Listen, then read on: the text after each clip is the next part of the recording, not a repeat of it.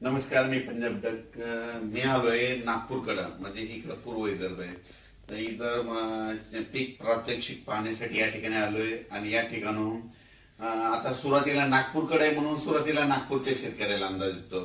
तर हे पूर्व विदर्भामध्ये येते. तर नागपूरच्या शेतकऱ्याला अंदाज सांगू इच्छितो की आज मध्ये रात्रीच्याला तुमच्या नागपूर, वर्धा, भंडारा, गोंदिया, चंद्रपूर, यवतमाळ, अमरावती ह्या पट्ट्यामध्ये काय होणार आहे. आणखीन मध्ये आज 16, 17, 18, 17 तारखेपर्यंत 3 दिवस दररोज वेगवेगळ्या जिल्ह्यात जोराचा पाऊस पडणार आहे. म्हणून नागपूर भागातल्या, नागपूर विभागातल्या शेतकऱ्यांनी हा अंदाज लक्षात घ्यायचा. म्हणजे पूर्व विदर्भातल्या शेतकऱ्यांनी अंदाज लक्षात घ्यायचा.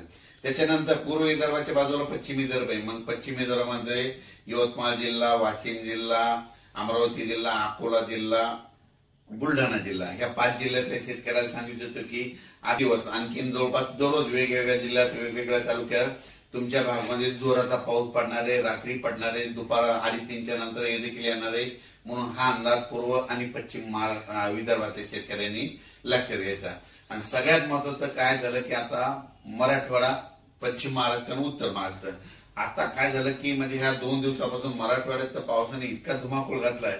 मग मराठवाड्यात काय परिस्थिती राहणार तर तुम्हाला सांगू इच्छितो. हे परतीचा पाऊस आहे. मी म्हटलं होतं ना, परतीचा पाऊस काय होतो, जे भाग सुटला ना तिथं झोडपून काढतो. मग कोणता भाग सुटलेला होता, अहिल्यानगर सुटलेला होता, बीड जिल्ह्यातला काही भाग सुटलेला होता, कडाशीचा काही भाग सुटलेला होता. तर त्या भागाला आज देखील खूप पावसानं झोडपिलंय. आणि मराठवाड्यातल्या शेतकऱ्याला खास करून आज सांगतो की आज आहे 5 दिवस मराठवाड्यातल्या सगळ्या जिल्ह्यामध्ये दररोज वेगवेगळ्या तालुक्यात, वेगवेगळ्या भागात, वेगवेगळ्या गावात असा जोराचा पाऊस 4 दिवसात पडणार आहे. आतापर्यंत तुम्ही पाऊस इतका कधी पडलेला नाही पहिला. असा या 4 दिवसात पाऊस काय होणार आहे.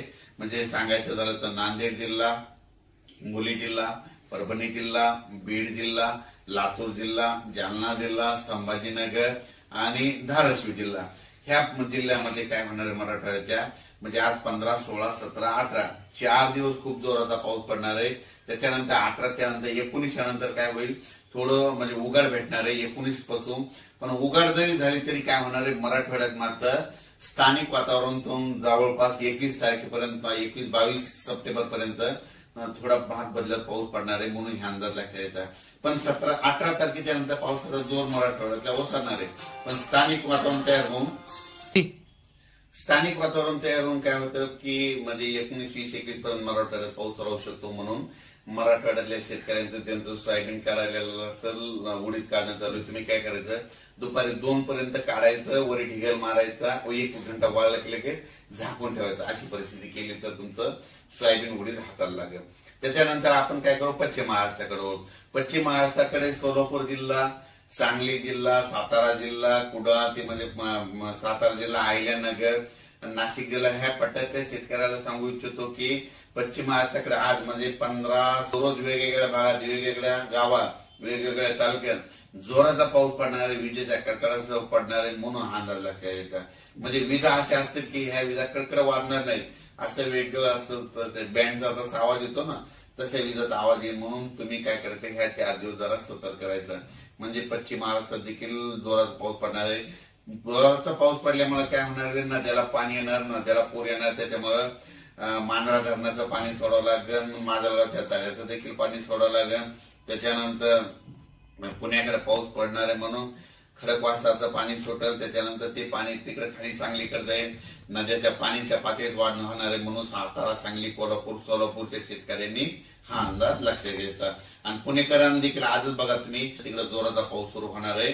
म्हणून हे पुणेकरांना देखील अंदाज लक्षात घ्यायचा. म्हणजे पुणेकरच नाही तर सांगायचं झालं तर पश्चिम महाराष्ट्रातल्या सगळ्या शेतकऱ्यांनी 15, 16, 17, 18 4 दिवस जोराचा पाऊस वेगवेगळ्या भागात पडणार आहे. म्हणून हे अंदाज लक्षात घ्यायचा. आता त्याच्यानंतर आपण उत्तर महाराष्ट्राकडे, उत्तर महाराष्ट्रातल्या शेतकऱ्याला सांगू इच्छितो की नाशिक जिल्हा, इगतपुरी, त्याच्यानंतर नंदुरबार, धुळे, जळगाव तुमच्याकडे म्हणजे उद्यापासून 16, 17, 18 म्हणजे 16, 17, 18 आज देखील 15ला देखील आयात पाऊस आहे. पण 16, 17, 18ला नंदुरबारकडे तिकडे पाऊस जाणार आहे. म्हणून उत्तर महाराष्ट्रातल्या शेतकऱ्यांनी, 4 जिल्ह्यातल्या शेतकऱ्यांनी हा अंदाज लक्षात घ्यायचा. आणि हा परतीचा पाऊस आहे. आणि परतीचा पाऊस काय करतो, सगळ्याला झोडपून काढतो. म्हणून हे लक्षात